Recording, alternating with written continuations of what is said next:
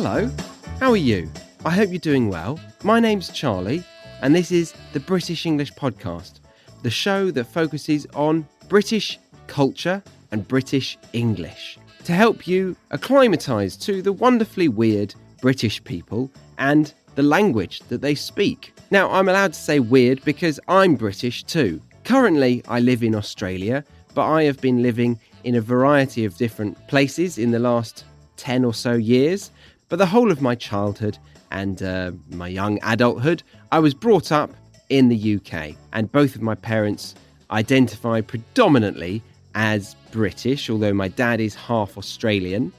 It depends on the situation and the day, whether he feels he is British or he is Australian. I think he would argue that he's Australian, but everyone else would think that he's British because he sounds very British. But yeah, I'm British, and that's why I feel like I can say that we're a bit weird, because to other cultures, we're a bit different.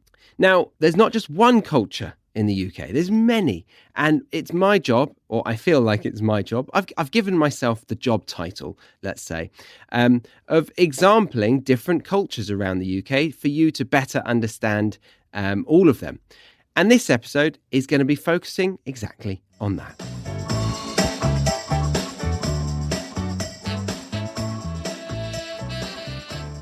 So, for this episode, I have Emma from Pronunciation with Emma on the show. And instead of focusing on a formal structure of 10 ways to pronounce this or 5 things you need to do to be a better English speaker, we take you on a journey through an authentic conversation, getting to know the real Emma. And I don't think this classes as a spoiler, but she really is a wonderful teacher who makes excellent pronunciation content online, especially on YouTube and Twitch.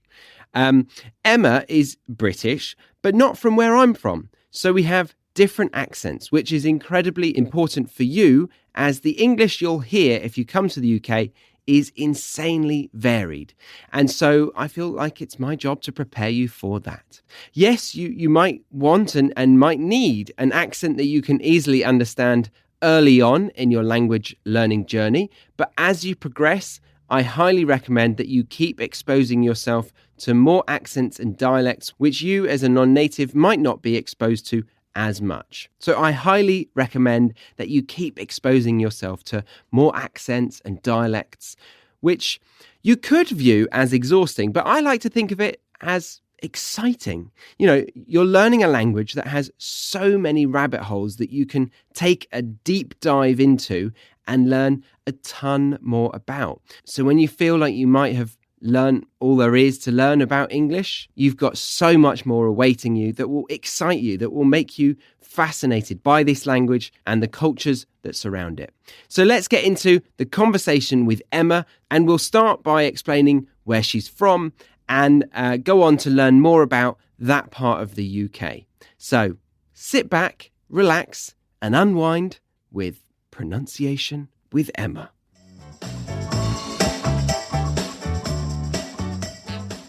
This episode comes with a free worksheet over on the website, thebritishenglishpodcast.com. So grab that and you can listen along whilst using it.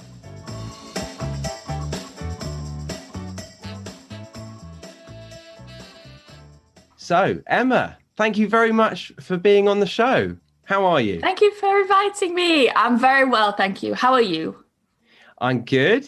Yeah, it's become quite a consistent kind of thing where I'm doing it in my evening, and the people I'm speaking to in Europe are just waking up.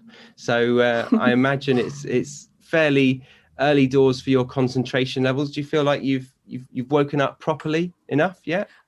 Oh yeah, I had a big cup of coffee, and actually, you know, this is something that always gets my students' attention at my mugs.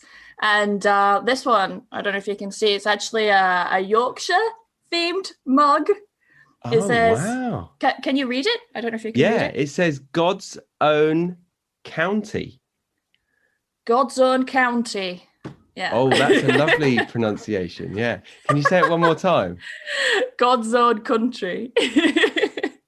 Sorry, is county. It county? County, yeah. Yeah, it's county. Yeah, God's Own County. Okay.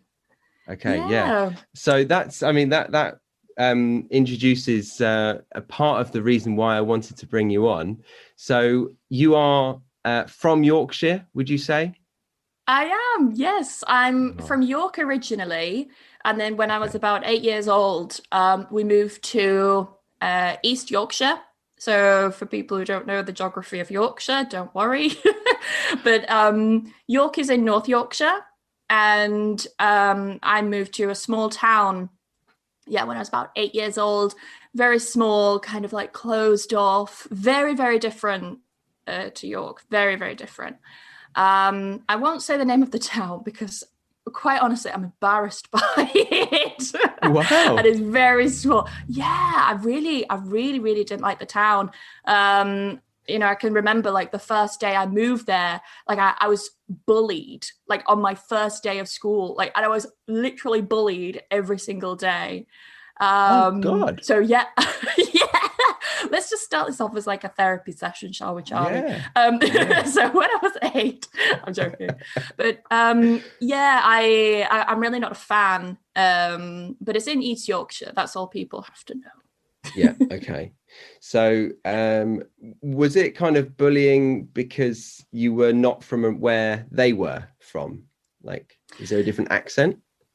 Slightly, yeah. This is interesting because when I moved there, I mean, right now my accent isn't like a strong Yorkshire accent, but when I moved there, I can still remember being called posh, and I always found that a little bit weird because it's like, well, I'm from York, like I'm only like I'm only 20 minutes.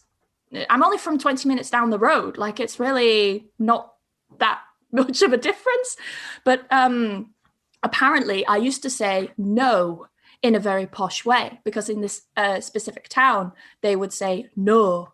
No. Yeah. So because I didn't say no, they instantly labeled me as, oh, you're the posh girl. Right. So yeah, from day one, it was, difficult. I had to actually change my accent to try and fit in. So you could say that, like, from a young age, I've always been interested in accents, whether I liked it or not. I Yeah. had to kind of accommodate and fit in. And of course, as a kid, you don't want to stick out, like you want to fit in. Mm. So yeah, I remember trying to change my accent and yeah, my mum kind of being like, what are you doing? It's like, oh, Right. people say I'm posh. It's like, but you're from Yorkshire. What are you talking about? You can't be posh. It was quite funny actually. But yeah. I always tell people like it's a bit of an oxymoron, like telling someone you're like a posh Yorkshire person. But I suppose it's yeah, all relative, isn't it? yeah, exactly.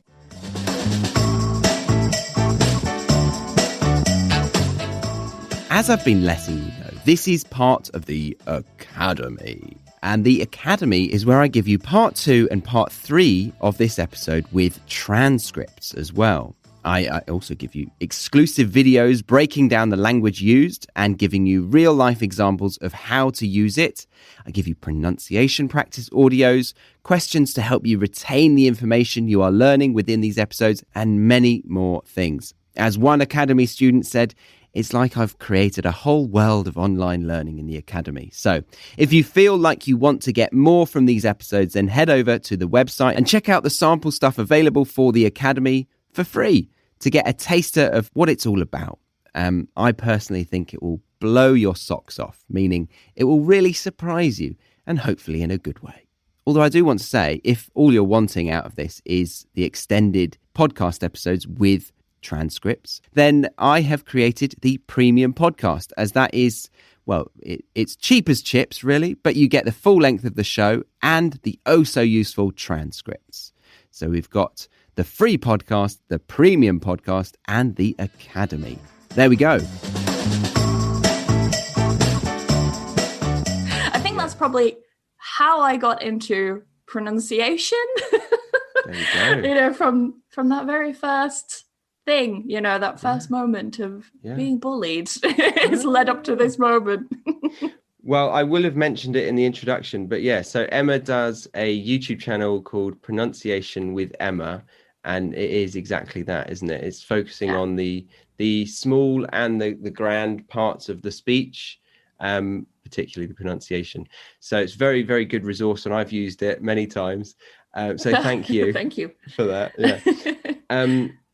So yeah, can we just rewind a second? So for somebody who hasn't necessarily visited the UK, whereabouts on the map is Yorkshire in comparison to perhaps like London?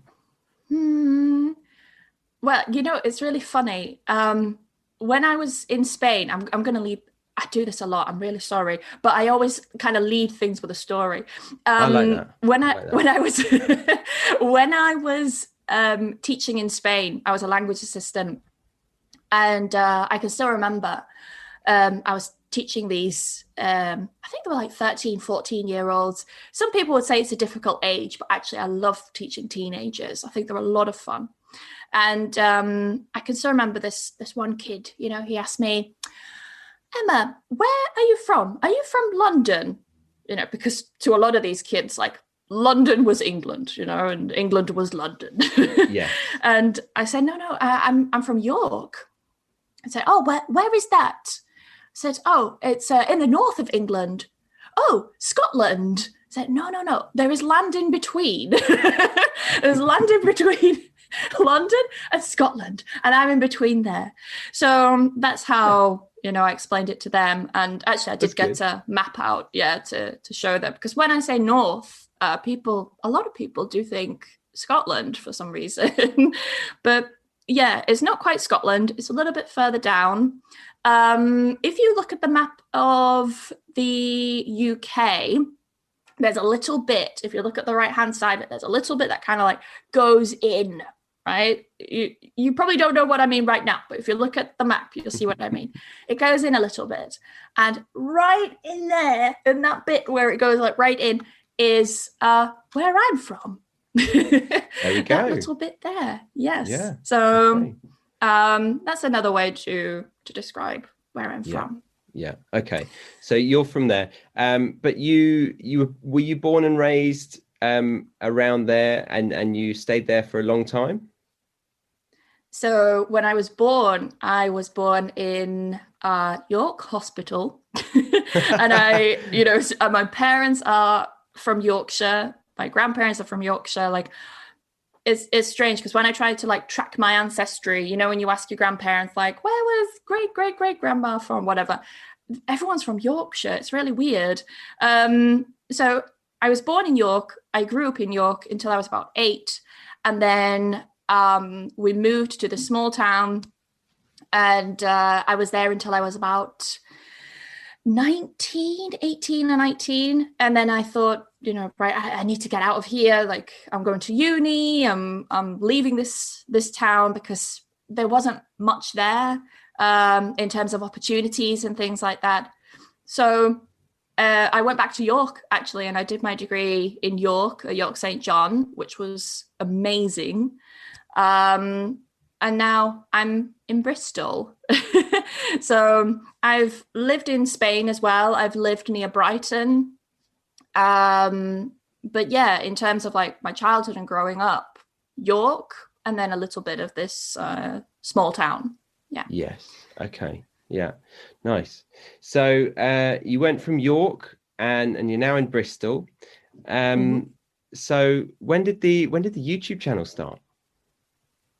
Oh, this is an interesting question, because I was doing my master's degree. So my master's is in English language teaching. So basically TESOL education.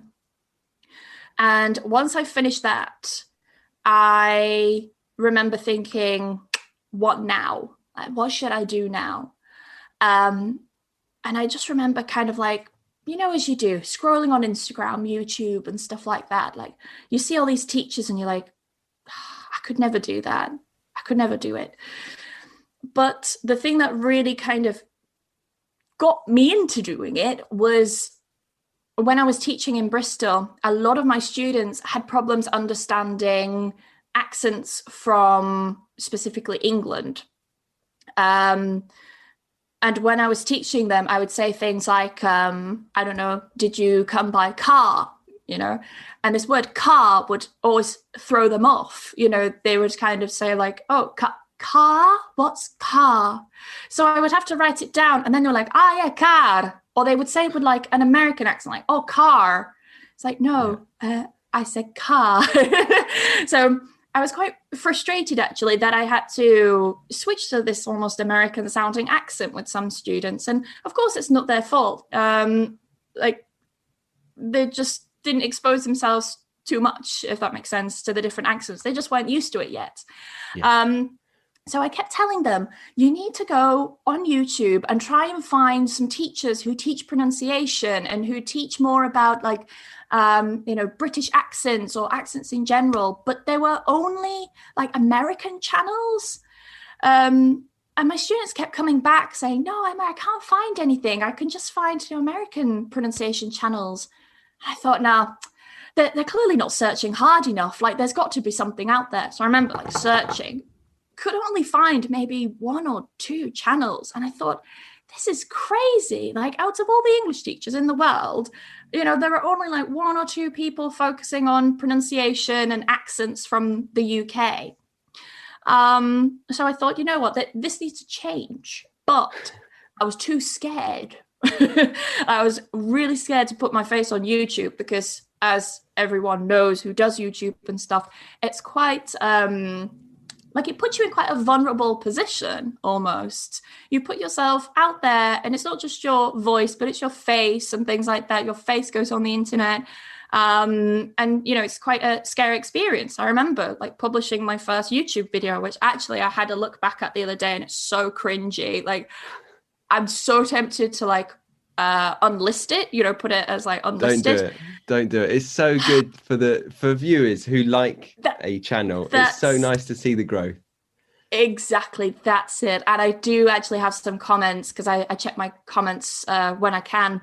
And I do have some comments on like older videos saying things like, wow, it's so interesting to see your old videos, and how your voice has changed and things like that, because of course you get more confident on camera and things like that. Yeah. But also I could still remember my first camera didn't have autofocus. So in my first, videos, I was very still like this because I was too scared to move to lose the autofocus. So if you watch back to my old videos, I'm very, very, very still, because literally like I would move forward like an inch and the whole video would be unusable because I'd be out of focus. Like, I can't believe that I endured that for like a year and a half, I think it was. And then my camera died unexpectedly. So I had to get a new camera, and I thought, you know what I need? I need autofocus on a camera. So I made sure to get one. But yeah, I ended up starting on Instagram, firstly, because I was too scared to go into the world of YouTube. So I started on Instagram, and I actually started just by posting in my Instagram stories, because again, I was too scared to even make like a post with a video. So I would do these posts with like a word, and then I would tell people like, go to the stories to hear the pronunciation of this word. And then I got talking to another teacher, and they said, Emma, look, your pronunciation page, you need to just like bite the bullet and post videos of your face. And I thought, oh, no, I can't do it. Like, this is way too scary. But I thought, you know what? Like, what's the worst that can happen? That, someone calls me fat, that someone, comments that I'm wearing not enough makeup or too much makeup or whatever. They make a comment on my appearance is what I'm getting at. Like, what's the worst that can happen? Nothing bad's going to happen. So I started posting the videos, and everything was fine. It was all right. Nothing bad happened. There weren't many, I won't say any, but there weren't many trolls. So I was fine with that. And then after a few months, I thought, you know what? I'm going to do it. I'm going to post a video on YouTube.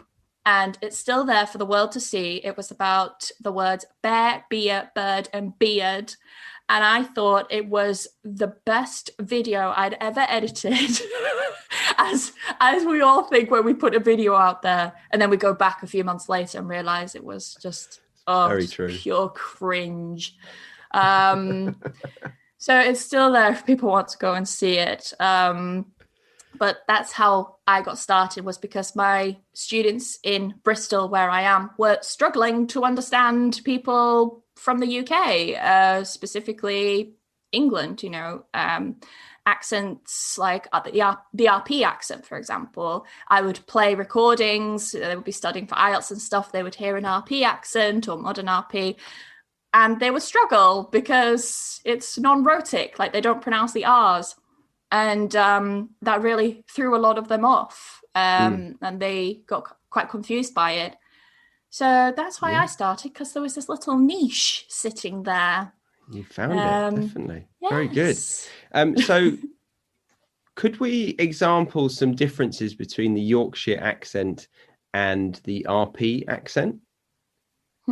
Yeah, there are quite a few. It depends where you're from in Yorkshire. I'm going to refer to Yorkshire as just like in general. Okay.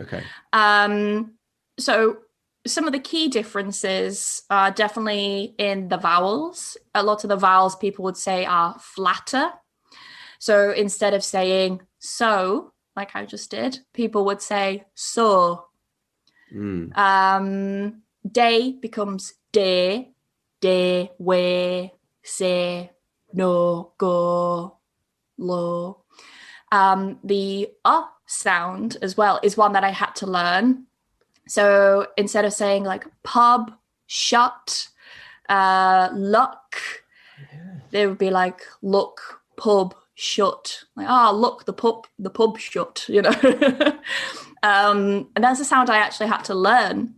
And funny story, when I was studying in Spain, and I was doing this because I did a year abroad in Spain as part of my degree, where I also did some language assistant modules and stuff like that.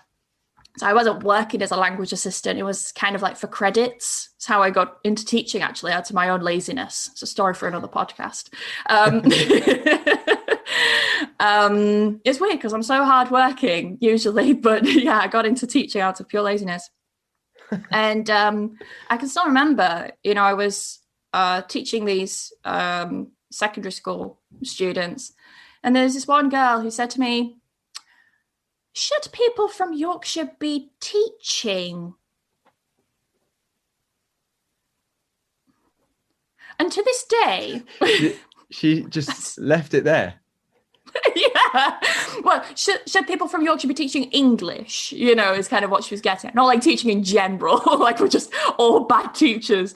But yeah, should that's people from Yorkshire still be teaching English? So it's quite funny that now some of my most popular videos actually are ones where I talk about Yorkshire dialect, Yorkshire slang, the Yorkshire accent. They're some of like my most popular videos. So it's kind of like a big to her that those have done really well when she said, should you be teaching? Was this a student that wasn't quite aware of what they were meaning by that, or were they in your profession? No, this was someone from England. Yeah. From England? So someone, yeah. Oh, okay, yeah. Someone from England who I'm no longer in touch with, for reasons you can probably see why. Yeah, I think I can. Pieces together there. Wow, that's astonishing. I never knew people were, can I say, that narrow-minded still. I thought, yeah, when I was working in a summer school as well down in Brighton, there was a guy there, I can't remember where he was from exactly in Yorkshire, but he had a very, very, very strong accent. I mean, like mine has kind of changed over the years because my boyfriend's Spanish, so I'm used to kind of like articulating to make sure he understands me, especially in arguments and stuff. Although the Yorkshire accent does come back in arguments, he knows when I'm angry when the Yorkshire accent comes back. But he had a very, very strong Northern accent, and I can still remember other teachers commenting, like in the staff room, saying things like, how do his students understand him? Like, surely he should change. And, I feel sorry for his students. They're not learning proper English. And I used to think, what? Like, he's the best person. Because if someone can understand his accent and the way that he speaks, because he kind of mumbled a little bit. I think he was just quite shy. If anyone can understand him, that's like a massive achievement. That's actually like a great opportunity, to listen to this different accent and get exposed to this different accent, because usually students are so used to hearing like very standardized accents. I'm talking about like general American English, RP and things like that. And I thought it was, such a great opportunity. And when I teach in my videos as well, I do highlight certain accents as well, ones that I'm comfortable with doing, because I don't want to put on like this fake American accent and then all the Americans in the comments are like, no, that's not how we speak, things like that. So I always try and... Are you comfortable with? Well, of course, Yorkshire ones. Mostly Yorkshire. Different types of Yorkshire ones, mostly. RP, modern RP, okay. I talk about. And then in other videos that I've done, I've maybe made comparisons. Like I talked a little bit about like the South African accent in one video, Australian. I mean, I don't talk about them so much because I would like my content to be, quite narrowed down to the UK instead of going all over the world. But I do draw on different accents, so if I talk about a certain sound, I'll say, okay, so in RP it's like this, but actually in the North it's like this. Like one example is the difference between like R and A. I would say path, but you would say path, right? Yeah. So I draw on things like that, and it helps people to become more exposed to these different ways of speaking instead of just this one kind of like textbook way of speaking. Very well said. So that's another aim of my channel. Yeah. Very good. Nice. I like it. I'm 100% behind that. Okay, so let's talk a little bit about the culture of Yorkshire as well. Okay. Now, the reason I bring this up is partly because if somebody's listening and then they meet a Yorkshire person, somebody from Yorkshire, which would be a Yorkshireman or a Yorkshireman? I don't know what.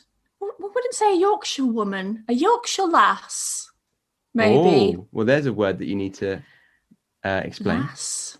Lass is basically a young woman or a girl. Lad is the term that we sometimes use for boys or young men. So lass and lad. Yeah. And lad is commonly used in the South as well.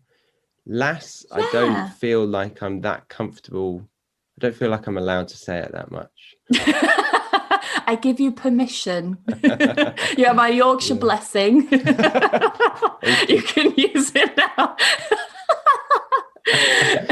Okay, so it's interesting, isn't it? If somebody wasn't from the UK and they came and they met somebody from Yorkshire, what would be a nice way to sort of, understand that they know a little bit about your culture, would you say? Oh, that's a good question. I'm not sure. I don't think in terms of culture, like we're any different from the South, but I have really, really noticed a big difference in personalities. That's for sure. Like when I was even in Bristol, actually, and living near Brighton, I realized that people are a little more reluctant to speak to strangers. In the South, I mean. In the South, yes. In Yorkshire, we talk to everyone and anyone. Everyone, anyone, everything. You'll see people talking to lampposts in Yorkshire, after a few pints. But people will literally talk to anyone. And this is why I always say to students, like, if you want to come to the UK to study, to learn English and stuff like that, go to Yorkshire, because Yorkshire people don't shut up. Like, you probably realized as I've been speaking a lot now, like we don't shut up. As well, we are, I don't like using the term like cold, but we are, let me put it like this. A student of mine told me that people in Yorkshire are a little bit more open and warmer. So if you start talking to them, they will talk to you like they've known you for years. When I was living near Brighton, I found that, you know, waiting at the bus stop, people didn't want to talk to me. And I found that really weird because I'd literally just moved down from Yorkshire. So hang on. So when you're at the bus stop in Yorkshire, you would start talking to people at the bus stop? Of course, yeah. See, that just seems really strange to me. Yeah, you see what I mean? It's so weird. Like when I moved down near Brighton, it was in Worthing, actually. I don't say Worthing because many people don't know it. But when I lived in Worthing for a bit, I would stand at the bus stop, or I would start making conversation with someone in a shop. Do you know what I mean? And they would just look at me like I had two heads. Like, you know, why are you talking to me? Or I just found that like so weird. Like, why don't people want to talk to me? Is it because of my accent? Is it because I'm not from this town? Like, what is it? And then I found that the same even happened in Brighton. You know, I would start talking to people in shops and stuff, and they would just look at me like, I've not been paid to talk to you, you know, that kind of thing. But it is funny. What kind of conversations are you wanting to have with these shopkeepers? Just general conversation, like about the weather. Where are you going you know? tonight? Let's go out. Let's hang out. Come on, what's your phone number? Where do you live?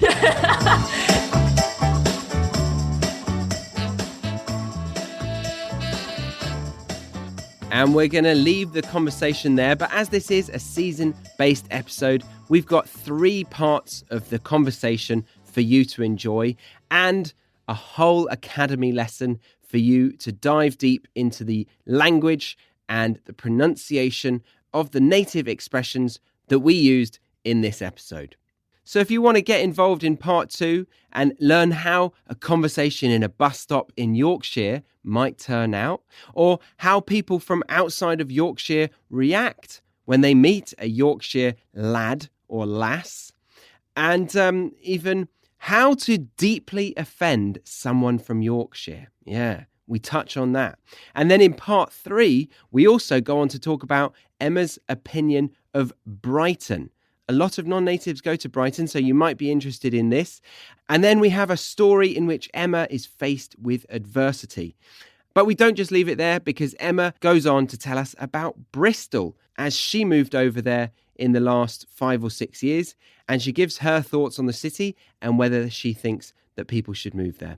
So if you want to listen to how Brighton might be, or Bristol, and learn more about Yorkshire people and Emma's life, then check out part 2 and 3. And to do that, you want to go over to thebritishenglishpodcast.com and look into the Premium Podcast, or the Academy. The Premium Podcast has all parts of every episode available for you to listen to, along with the interactive transcripts and PDFs for you to download, the extended glossaries explaining all of the native expressions in a way that non-natives really can easily understand, and flashcards for you to revise on the go. Now, the Academy has all of that, plus a mini course using videos, audios, pronunciation drills, interactive quizzes, writing assignments, and the weekly speaking classes where you can get into a group and practice using the language that I'm teaching you in these episodes. If that sounds interesting, then check out the Academy in the British English Podcast by heading over to the website, thebritishenglishpodcast.com. But there we go. If you're not interested in joining us in part 2 and 3, then thank you very much for listening. Remember to check out Emma's content. I will leave all the links in the show notes below. She has a wonderful YouTube channel called Pronunciation with Emma, and then a Twitch account for gaming. So if you like to learn English and you like to play video games, then this might be a perfect recipe for you. To find her Twitch, search Procrastination with Emma. Very clever name. Well done, Emma. And I believe Emma has just started her own podcast. I will leave the links in the show notes below.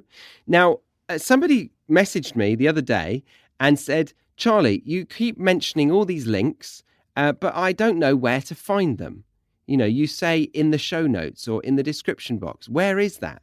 And then I asked my girlfriend, Stacey, if you were to look for the show notes of a podcast, would you know where that is? And she didn't have the foggiest idea. She didn't have a clue. Foggiest idea. She didn't understand. She didn't know. So it made me think, right, I need to be a bit clearer with this. Now, most people are listening on Spotify, so I'll example with that. But if you're not, just simply go to thebritishenglishpodcast.com and you will find everything you need. But if you want to go through the podcast apps, I will explain how to on Spotify. Okay, so I'm imagining you're on Spotify, you're looking at the British English Podcast with all of the episodes available for you to scroll through. Now, if you click on one episode, it will take you to the episode page in Spotify still. And then you should be able to see a link and then some more text and then a see more. So click see more and there you will have all of the links and information that I have been talking about in that section. And that is where you will find your free worksheet that will give you some of the best language from today, explaining it in a way that a non-native will easily understand. So hopefully we're all on the same page now. Thank you again for listening to the British English Podcast. My name is Charlie, and I will see you next week for another episode. Until then, have a wonderful week, and bye for now.